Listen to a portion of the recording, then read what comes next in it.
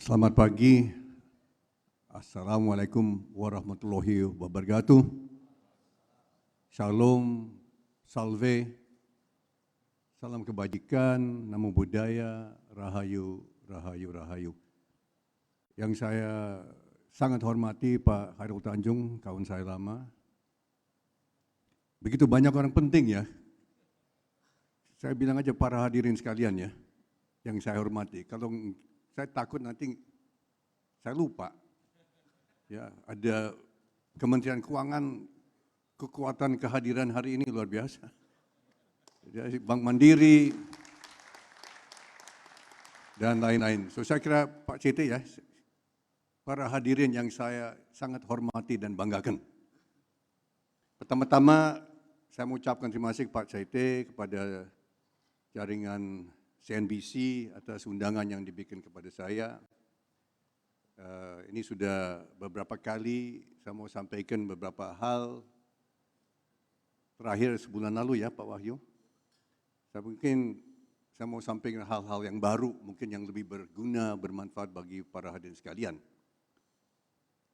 Yaitu yang kita saksikan beberapa waktu yang terakhir ini adalah beberapa kejadian. Yang pertama, kehadiran dari lembaga yang namanya Danantara. Itu beberapa hari yang lalu kita saksikan berdirinya Danantara.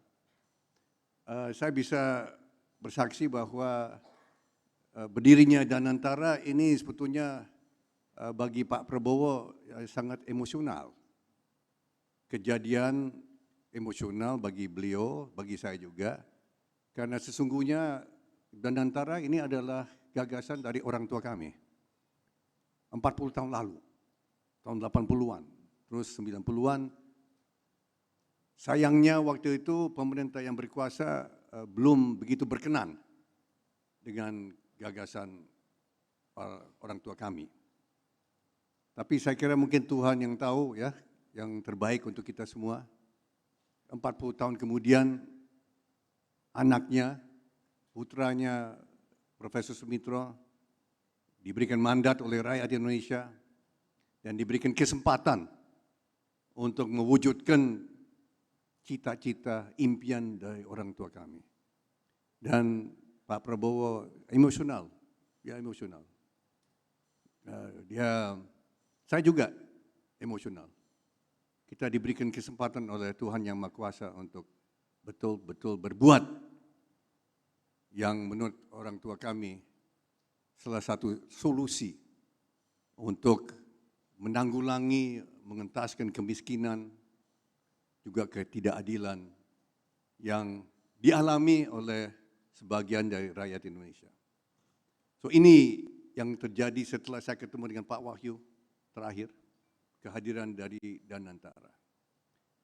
Tadi Pak CT sudah sampaikan juga, kita memasuki tahun ini dengan penuh ketidakpastian, ada yang kecemasan, ada kekhawatiran, karena ada beberapa hal terjadi di luar kekuasaan kita, yaitu munculnya presiden lama dan baru, Donald Trump, dengan beberapa kebijakan yang menimbulkan, ya saya bisa teruskan saja, kegaduhan. Kegaduhan bukan untuk dunia, tapi juga untuk rakyat Amerika. Ya,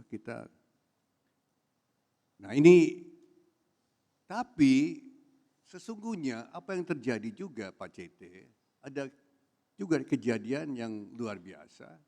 Ada kemungkinan besar bahwa perang di Ukraina akan berakhir dalam waktu singkat. Ya, munculnya Trump menimbulkan kegaduhan. Tapi juga kehadiran Trump ini lepas dari kita pro atau kontra. Ya, ini lepas dari kita pro atau kontra Ukraina atau pro atau kontra Ukraina, tapi realita yang mungkin akan terjadi, whether we like it or not, mungkin ada situasi damai Nah, kalau nanti situasi damai, banyak akan terjadi perubahan. Banyak perubahan. Dan itu akan nanti dialami kesempatan kepada perusahaan-perusahaan dari Indonesia dan juga perusahaan-perusahaan barat, dunia usaha. Ancaman dari perang dunia ketiga mungkin akan berkurang. Ancaman perang nuklir jelas akan berkurang. Ini lepas kalau tidak suka atau tidak suka Rusia atau Ukraina. Ini realita. Nah, kembali ke tema Pak Wahyu, ya, riding the wave of 8% economic expansion.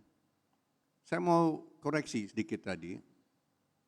Ya, tadi yang disebut pertumbuhan ekonomi mencapai sampai dengan 8%.